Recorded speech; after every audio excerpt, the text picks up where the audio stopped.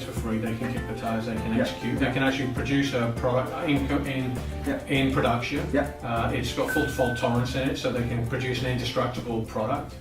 So what's the layer, what's the way in which you remunerate for the services that you're providing to the industry?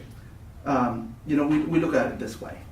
At the end of the day, doing analytics on big data, where you're running it on, dozens or hundreds of machines, in the end of the day, that's a complex task. By the time you get to the node, to the cores, containers, if you call it, you could be looking at hundreds of thousands or even tens of thousands of containers, each of which is doing a piece of the work for you, right? And if any of those things fail or dies, you don't have the right answer, or you don't have an answer at all, right? And so when we first started out thinking about building this engine, and maybe it's from our background at Yahoo, we really understood the problem to be about operability, right? If you're going to process data in real time, you need to be there all the time to be able to collect and process the data that's constantly coming, right? This data in the real world, they don't wait once an hour just to come at you. They come at you all the time.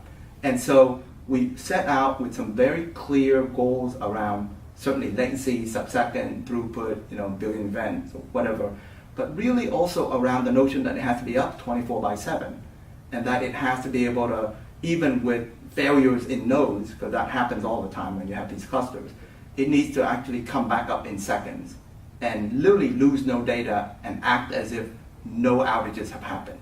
And all of that has to happen without human intervention, because what would a human being do coming in when there's a million events per second coming at you and you gotta fix some stuff? You can't.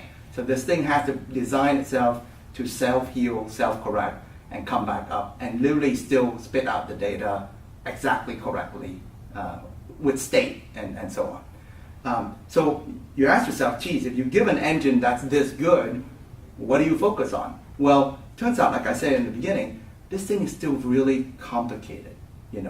So you have a very powerful engine to do this complex task, but there's a real layer where we can add value to help to make the building of the pipeline or the application on top of this engine as simple as we can make it, right? So what's involved up there? It's the time it takes to build the application, the time it takes to deploy the application, and then the time it takes to actually run it smoothly.